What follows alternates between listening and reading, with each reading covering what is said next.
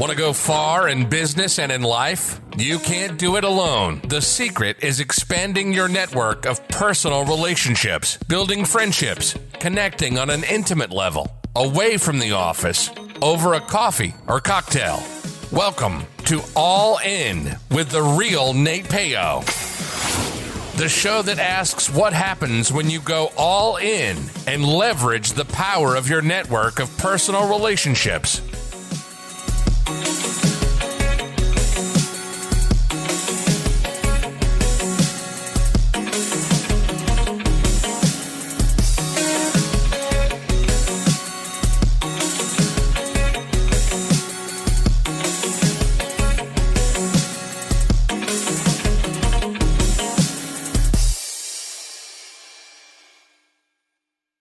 From author Donnie Boivin comes the book, How to Be a Success Champion, available on Amazon. After years of living other people's dreams, author Donnie Boivin decided to jump out on his own and start a business, thinking it would be easy. Instead, he had a rude awakening and quickly understood that he had spent 20 years being an employee and had no idea how to be a business owner. His business was tanking, and he was on the brink of losing everything when he decided to fight for business freedom. In this must-read and life-changing book, author Donnie Boivin shares with readers his story intermingled with lessons learned from his mistakes and his failures. In How to Be a Success Champion, you will find advice the author received from mentors and how he went from zero to a six-figure business. The author walks you through the steps of how to get out of your own way, how to play the game of business and win, find your strengths, how to network effectively, how to build a personal brand, how to create champions for your business, how to get great at sales, how to take complete ownership of you and your business. How to Be a Success Champion from author Donnie Boivin, available on Amazon in both Kindle and paperback editions. Order your copy right now. It makes a great book for corporate events too. How to Be a Success Champion from author Donnie Boivin, available on Amazon. Hello. Welcome to the All In podcast with Nate Payo. Of course, I am your host, Nate Payo. Today, my guest is Scott Aaron. Scott is an internationally acclaimed and award-winning online marketer, best-selling author, top podcaster, and speaker. He's a go-to specialist when it comes to converting traffic, establishing connections, and creating residual income using LinkedIn and building personal brands. Welcome to the show, Scott. How are you? Nate, awesome, and just an honor and a privilege to be here. Very cool. So LinkedIn is an interesting platform, to say the least. I think it's one of those platforms where I've been on a lot. I've been on it for a long time, since 2008 when it first came out. But more recently, it's the dynamics change. I think it used to be this place where you posted your resume and maybe you chatted with recruiters and headhunters if you're looking for a job or are you to post for jobs, and people didn't really use it all that much. But I think recently, the way I kind of describe it, it's like Facebook and Twitter without the shit show. It's like this conversational, professional way of people posting and interacting with each other, but it doesn't get too polarizing with a bunch of really far-fetched, beliefs people have, or, too much of hey, look at what my kids ate for breakfast this morning. So LinkedIn's turned it into a pretty cool place to engage and connect with people. I think you hit the nail right on the head. It's basically, it's social media without the bullshit. And what I mean by that is Facebook is a barbecue. Mm-hmm. That's where people go to congregate. You invite people over into your life. Let's hang out. What are you having for dinner? Where did you go on vacation? They show the social side of their life. Instagram is more of a reality TV show. That's where people go to look at other people's lives, wishing it was theirs. And like you, I signed up for a LinkedIn account probably back in 2009. And not for anything else, but it was a social media platform. I was on Facebook. I was on Twitter. And why not sign up for LinkedIn? And again, like you, I thought it was for recruiting and finding a job, which it was. It's the beta platform of LinkedIn, the original platform of LinkedIn was for that. It was for job seekers. But something interesting happened in 2014, 2015. And that was with the acquisition by Microsoft to buy out LinkedIn. And why that was so important is because when Microsoft bought them out, obviously Jeff Weiner too, playing a vital role in this, the CEO of LinkedIn, they saw this as an opportunity to turn this platform into a networking juggernaut, which it is. Mm-hmm. It's the way that I describe it to people, it's a global networking event every single time you log on. You can connect with people all over the world. But the other thing I tell people is number one, don't treat it like Facebook and Instagram, just like you said. Do not put your before and after pictures. Don't sell. Don't pitch. You don't want to put, you want to keep things professional. So just to give me an example, I posted a video a week ago, and it was a little bit more of a personal video. I always do educational and informative videos about 3 times a week, Monday, Wednesdays, and Fridays on LinkedIn. But over the weekend, during the quarantine, it's a little bit different. I think every entrepreneur, every business owner has had a little bit more time to themselves than they're used to. And I started learning something that I've always wanted to learn, and that's to play the guitar. My wife is very musically talented. She plays the guitar, she plays the piano. My son's gotten into the guitar and piano now, and I'm like, you know what? It's time for me to hop on board. So I've been learning how to play the guitar for the last month and a half, and I can play a couple songs now, which is really cool. And I recorded myself playing Happy Birthday. And I was basically just saying happy birthday to my network, to those that were celebrating, because, LinkedIn, tells you what people in your network are having birthday. But it wasn't about me just playing happy birthday on the guitar. It was the message I had in the post, which was, it's never too late to learn something. And in life and in business, consistency always wins. When you're consistent with something, you'll achieve your goals. And that was the big message. It wasn't saying, hey, look at me, I can play the guitar now. There was a deep-rooted message behind that. The other thing is that it was Mother's Day a few weeks back. And I did a little dedication post to my wife, my sister, my mom, and my grandmother, the 4 most important women in my life. And I just wrote a little dedication message to all of them. And again, it was personal, but it was a very informative post, paying homage and paying gratitude to the important people in your life. And the way that you do one thing is the way that you do everything, whether it's personal, business. And it got great response because it left people better. So what I've learned about LinkedIn is that people are on there to consume information, like you stated. They're on there to be educated and be informed. And as soon as people stop treating it like Facebook and Instagram, they're going to see the true power of it. I've created not only an incredible brand, but an incredible business on the backing of just showing up each day, looking to leave people better, having no expectation of a return, just literally doing things without any expectation. But, Nate, you and I both know the more that you give, the more that you get.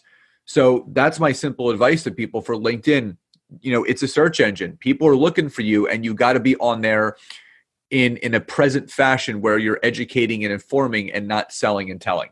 Yeah, I love how you described it as the networking juggernaut or this universal networking party, because it's essentially that. And I think when you go in with the idea, like if you were going to go to a networking event in person, you wouldn't be, flashing a bunch of stuff. You wouldn't yell, walk into the room and yell like, I sell stuff, buy it from me, I'm so awesome. Like you would go and you would engage. And I look at it this way, like when you go on LinkedIn, most people are on LinkedIn to meet other people. So right there, they are, I guess, a little bit more open to connecting with each other. But it doesn't mean you just bombard them with their stuff. It's just like a networking event. And if you went to somewhere, you would join in the conversation. So you either have a conversation starter or you go join somebody else's conversation. And that's what I think what's really powerful about LinkedIn that people don't realize is they go, hey, I'm on there and I don't know what to do. It's like the first thing, the easiest thing you can go do is go on some of the people's posts that you're following that you find interesting and like their post and like the people that are commenting posts that you find interesting. Because what it'll do is your name shows up in their notifications, like so-and-so liked your post. And so you're building a little bit of intrigue. And then chances are people go and they say, hey, this person liked my post. Who are they? They go look at your post. And then they decide, hey, I have something of interest. Maybe I'll connect with you. And then you're having it connected. Then it's also easy to just join the conversation as you can comment on somebody's post. You can comment on somebody else's comment. And it's just kind of like the first step a little bit bigger. Just like if you went to a networking event, you saw a few people sitting there having a conversation, you might go and you might stand and nod your head and, drop your 2 cents. And before you know it, you're having a conversation and you're in it with people. But it's also, I think, like you described, it's a chance to showcase your expertise without selling. But, and this is what I really love about it now lately too, and this is exactly like what you did with your birthday song, is you don't have to treat it completely stuffy, sticky business, boring.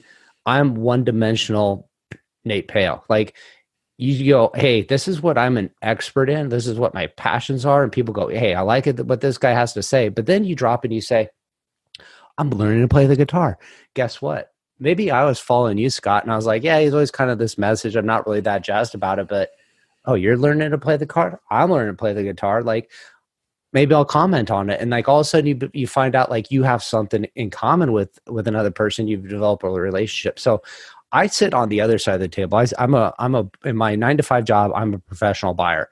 So like, I'm not out there always trying to sell, but people are usually trying to sell me. So I get a lot of incoming messages and DMs about, I know what everybody's doing wrong. So I can tell people like, hey, if you want to connect with somebody you're trying to sell to, do exactly what Scott's saying, is build this friendship relationship first, especially because a lot of these connections, at least for me, they don't happen overnight. If you send me a DM message, I'm not going to buy from you the immediate I get it. It's going to take probably a few years to develop a relationship that there's enough trust, because the volume that I might buy is going to be pretty high, and it's not just a spontaneous decision. There's a lot of research, there's a lot of trust that has to be built, and it's going to impact a lot of decisions going forward for the long term. So I think using LinkedIn to show who you are, because this has worked a lot of times for me. I started posting some things on LinkedIn that were personal to me. Some of the people that were trying to sell to me, they just reached out and they said, hey, I've dealt and struggled with the same things you are. Guess what? Now I'm having a conversation with that person. I'm developing a friendship with that person. And then I'm like, hey, what do you do? Oh yeah. We could, there's a chance we could do business in the future. Let's keep connected. And when the opportunity is right, we're going to have a conversation and it might lead to something. So I think LinkedIn's just this fantastic tool that done right, which isn't that hard to do it right, is super powerful. So I don't believe in the right way. I just believe in a better way. Yeah. And just like you said, what I love about what I do, it doesn't feel like a job, because I get to connect with people all day long. I get to build relationships with people. Gary Vaynerchuk said something interesting last year. He said, what people fail to recognize is your net worth is always in direct correlation to your network. So if you're not happy with your net worth, it probably means you don't have that big of a network. Mm-hmm. And those that are making significant impact and are making significant income have a large network. So what I've been focusing on the last 7 years, everyone sees what I'm doing now. Everyone sees the success that I'm having. They see the 2 best-selling books. They see the speaking. They see the engagement that they're seeing right now. Mm-hmm.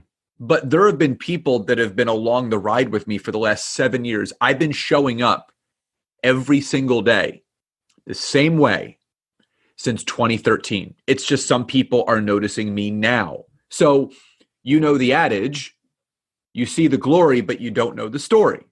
Mm-hmm.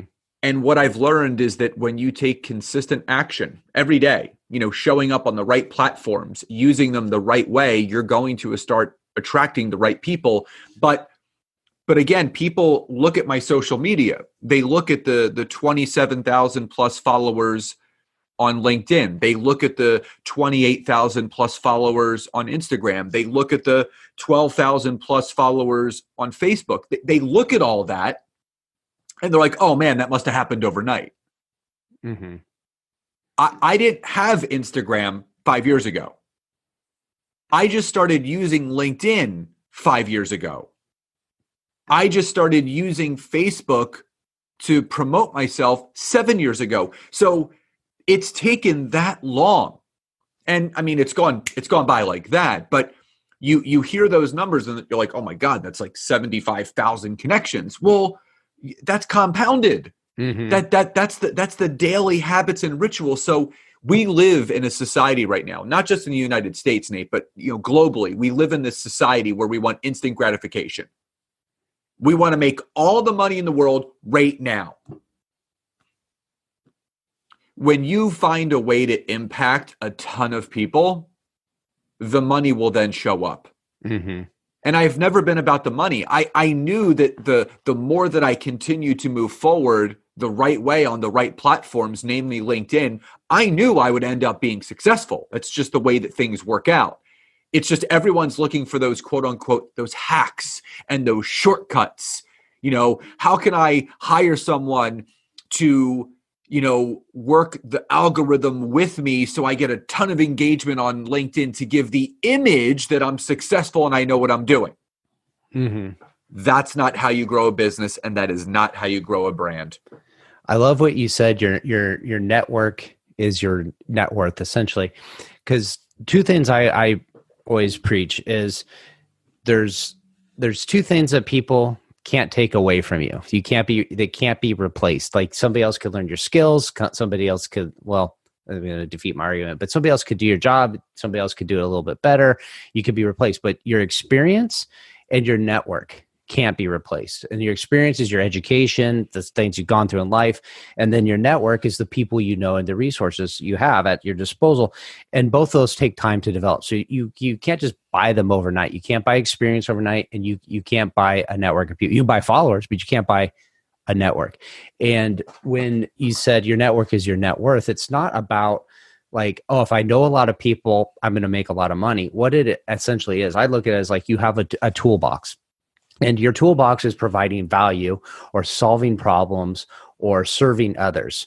And the more people you can serve, the more problems you can solve, the more resources you have to solve these problems, the more valuable you are. And so it's not like, hey, I collected 1,000 business cards, I'm going to get 1,000 leads and 1,000 people are going to buy from me.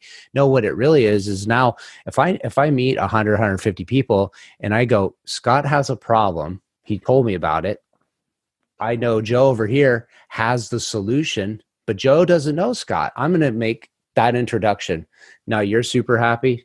Joe's super happy. And then you just keep repeating that over and over. And people go, hey man, that guy's got a lot of value. Like what are the things? But then you start getting exposed to other opportunities, other ideas, things. If you just kind of like didn't really work on your network, they're not going to show up on your doorstep. And so I just totally believe, like you said, networking, net worth, but it's not like, you got to look at it a little bit differently. It's not collecting cards and shaking hands. It's really developing solid relationships and trying to serve the people you're connecting with.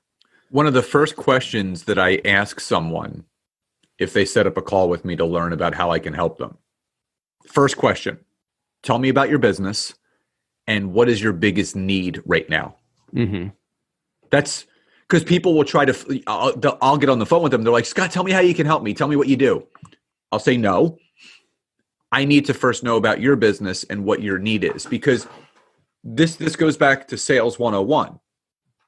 If you want to learn how to close more sales, you have to find out how you can help that individual person, mm-hmm. because you have to customize every conversation to that person's need. Because how am I going to know how to explain what I do to that individual if they haven't told me what their problem is? So it's always about that person first and and you last. That's the other thing. Yeah. But the best businesses, and this is what I know now, the best businesses are built off of the backs of people that are in large quantities that are all having the same problem. Mm-hmm. And when you can develop a product, a good, or a service that fills the need or void and problem of those large amounts of individuals, guess what? You're going to impact a lot of people and you're going to create a great business. So think about in business. I mean, I talk about this with my wife all the time. We're always talking about what are people struggling with right now. Mm-hmm. And there's three common things that everyone struggles with in business. Number one, building their personal brand. They have no clue how to do it. They think they just got to post, their website. Go here, check me out. Like that's not how you build a personal brand. Mm-hmm. Number two, they struggle with leads. They run out of people to talk to. Again, your net worth is in direct correlation to your network. And that's the thing. That little black book that we have, that little box of business cards only gets you so far. Your warm market gets you nowhere in today's market. Mm-hmm. And number three, being consistent. The reason why people don't succeed with their business is because they're double dutching it. They're in, they're out, they're in, they're out. And you have to stay in the game long enough for that compounded effect to take place. Treat your business like a 401k instead of a lottery ticket. Mm-hmm. And most people are treating it like a lottery ticket. I'm going to make some posts and I'm going to get rich. No. If you think about a retirement fund, if you think about an IRA or a 401k, what does your financial advisor tell you? Listen, commit to making X amount of dollars a month deposits.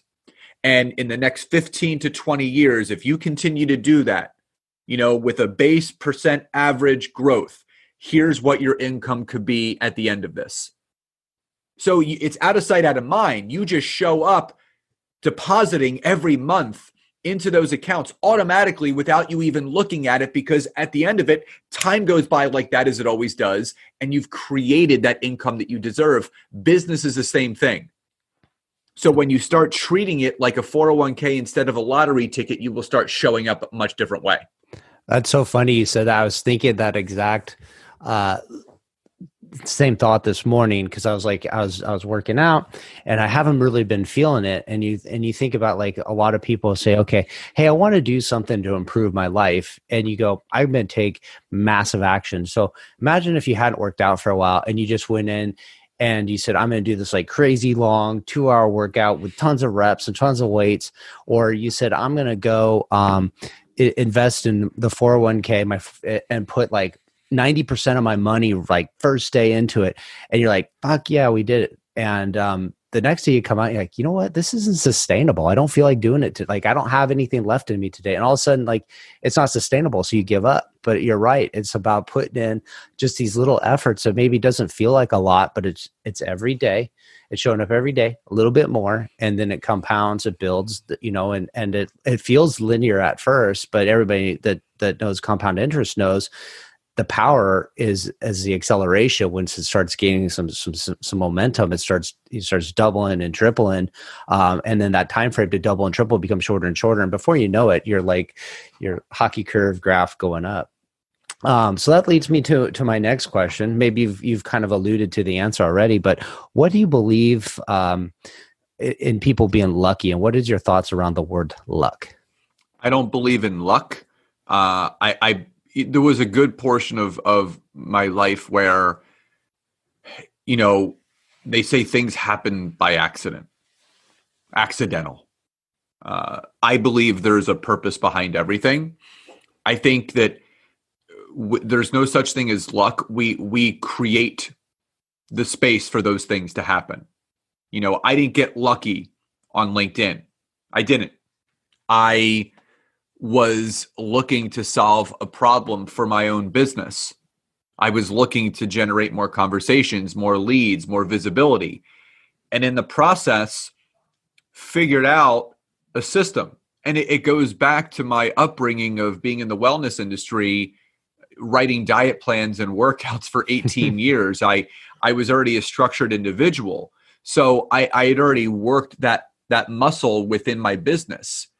And did I get on there early? No. I mean, LinkedIn was the first social media platform that ever came about. Between the first beta was 2001. I didn't open up my account until 2009. I didn't start leveraging it until 2015. So I didn't get lucky. And I don't believe think about this, going back to the whole lottery thing. What's the statistic? And I think, Nate, you know this answer. 75% of all people that end up winning the lottery within 2 years lose everything. Mm-hmm. Because again, they didn't have those monetary habits or disciplines when that money wasn't there. But now that it was there, nothing changed. What do? They spend it. Yeah. So I never believe in luck.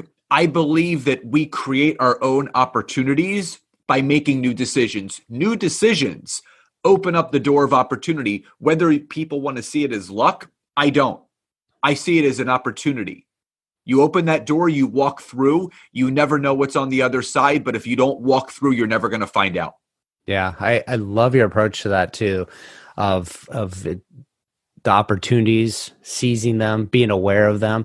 I think, people do go, luck might happen in the sense like, people do luckily win the lottery and they lose it, and easy come, easy go. And there's a reason behind that is their why isn't strong enough. It's like if they're wide for if you said, I want to have riches, but you didn't want to put the work effort into it, like then your why isn't that strong. So then if you got the money, your why isn't there that strong to do what you had in mind with it. So it flows out of you easily. And I think a lot of people maybe start down a path of like, hey, I'm doing a business or I have an idea because I want to make a bunch of money. But I think most people as they get going with it, they figure out their fulfillment comes from the process, the journey, and the reason why they keep going, even when you say they've made it, you're making enough money that you don't need to necessarily work.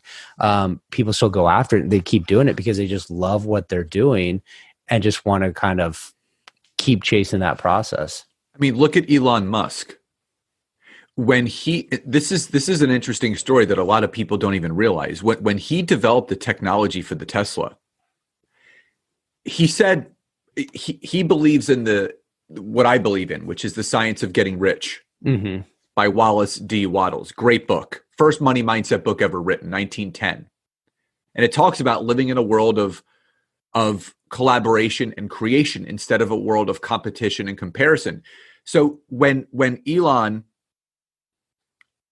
he developed this technology, he actually sent the blueprint for his technology to all of the major motor companies. Mm-hmm. He sent them a document. He sent it to the Honda Corporation, to GM, to all the and says, listen, I developed a technology that could help our environment. Here are the plans. Here's how you can do it.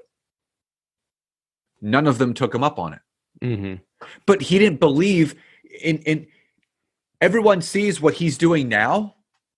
Do you know how long the failures that he had to endure leading up to developing the technology for Tesla? But everyone, they're like, man, he's so lucky. He just struck it big.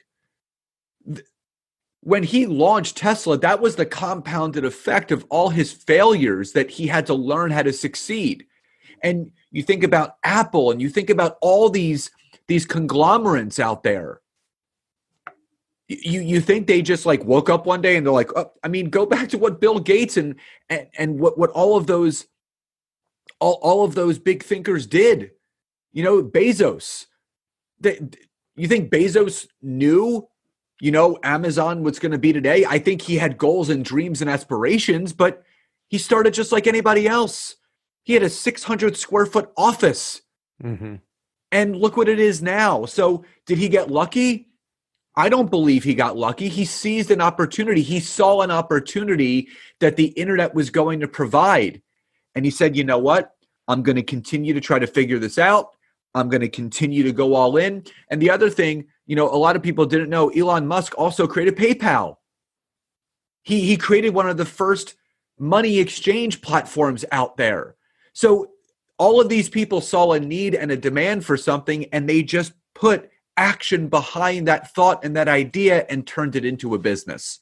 Mm-hmm. I like your analogy with Elon. There's a video. Well, first I'm going to back up a little bit. So I've been reading Simon Sinek's book, The Infinite Game, and talks about when you're in a win-lose mindset mentality, I'm trying to build something to put somebody else out of business. It's a game of not innovation. It's a short-term game, but when you're playing a game of a bigger why and a bigger goal in mind. So let's say, Elon Musk is developing Tesla or SpaceX to do these giant things of like put people on Mars or save the environment. He talks in a speech. He says, it doesn't really matter if I fail at this, because what I'm doing is I'm laying the groundwork for somebody else to come in and pick up the baton and run with it. So somebody has to be first to kind of, if you want to do these really big, huge whys, like back in the 60s, they said, hey, we're going to put a man on the on the moon. There's so much innovation technology went into this massive why of getting somebody to the moon that developed and spun off a lot of other technologies we probably use today.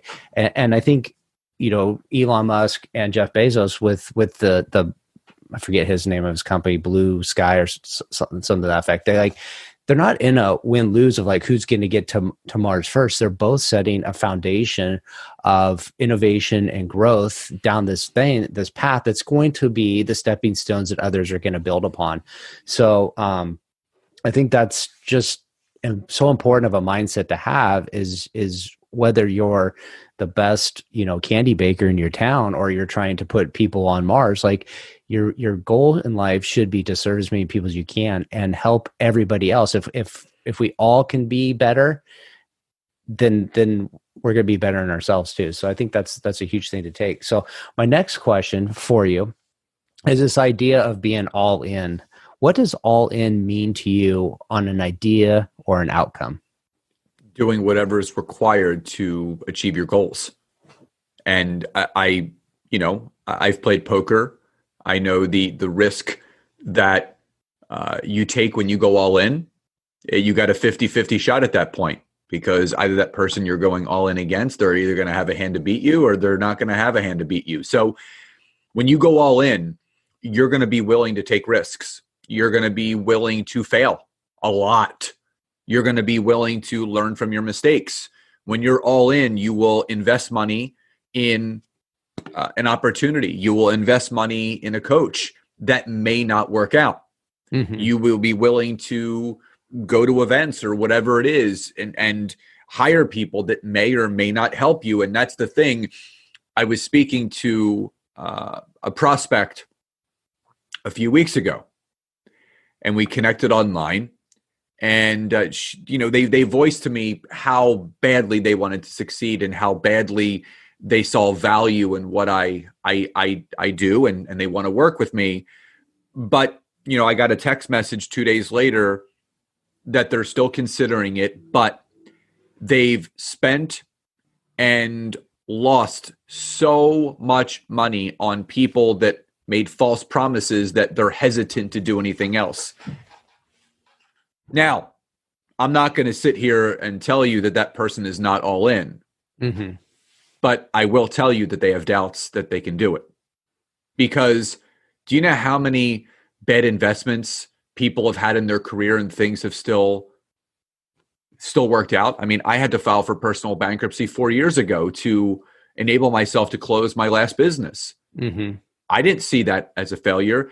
That showed my dedication and how all in I was to growing my personal brand outside of my brick and mortar. So being all in, it shows up in different ways. When people think all in, it's also creating healthy boundaries. I'm all in with my brand. So you know what that means? I time block the shit out of my day. Mm-hmm. I don't do anything. My day began with our interview.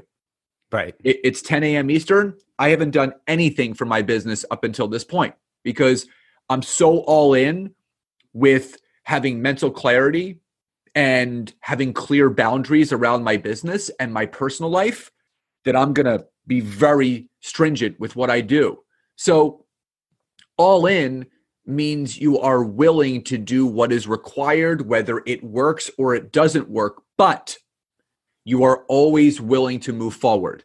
You're not going to let those bad things, the loss of money or the failures stop you from moving forward. You're going to learn a lesson from it and you're going to become better from it. And that way you're going to continue to move forward. That's what being all in means to me.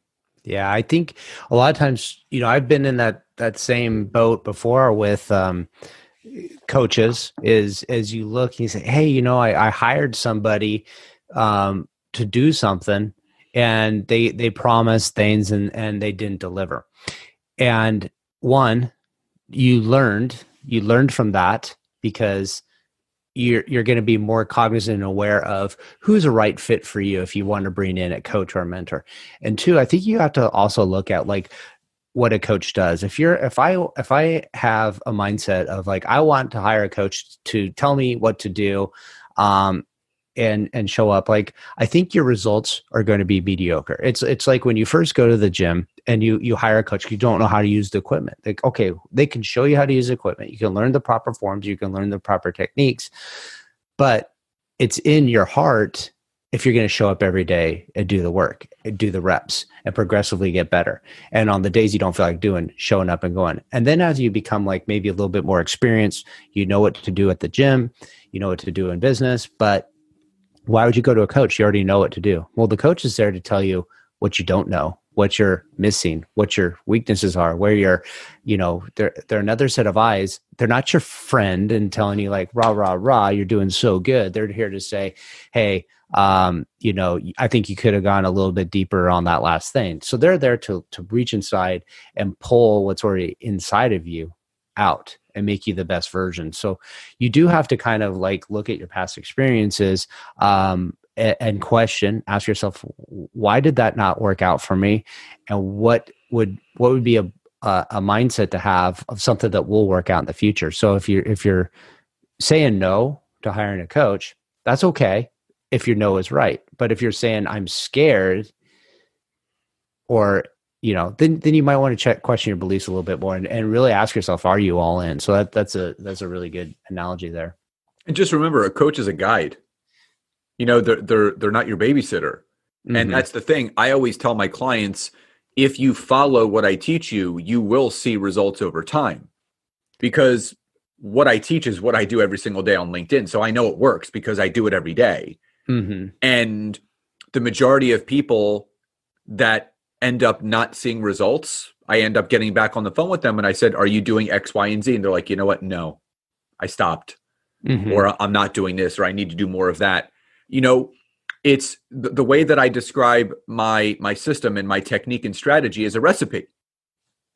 You can try to figure out the meal and the ingredients that are in that meal from the chef, or you can just go pay the chef to write down the recipe and the ingredients and the exact measurements so it comes out right. Mm-hmm. You forget one ingredient. Guess what? That recipe is ruined. And it won't taste the same. Mm-hmm. You forget one egg, you forget one drop of something, it's not going to taste right. And it's the same thing with what I teach on LinkedIn. You leave one ingredient out, it topples over. And if you want to learn how to succeed, you follow the steps of people that have already paved the path. That's what I said to this person the other day. I said, listen, I've already paved the path. You just got to walk alongside of me. I don't want you to follow me. I want you to walk beside me to learn what I'm doing every day to build my business. And that's the big difference. Yeah, I think you're right there. Like it's a recipe.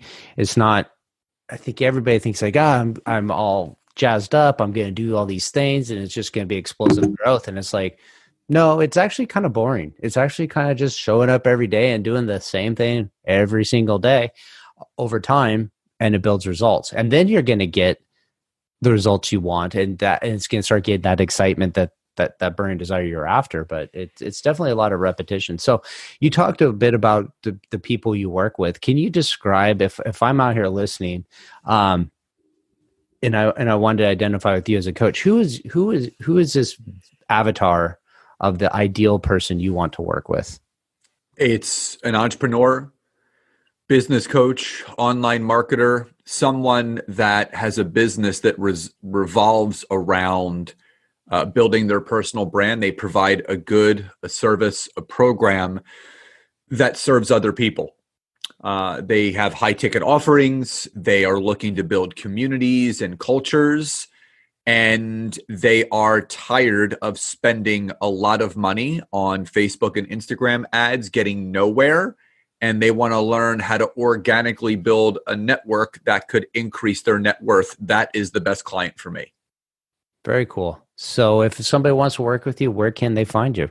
Yeah, you can go to my website, www.scottaaron.net. That's 2 T's and 2 A's. And you can also find me on social media under Scott Aaron on LinkedIn and on Facebook and Instagram. My handle is @ScottAaronLinkedIn. Awesome. All those links will be on the show notes. So please go out, reach out to Scott, connect with him.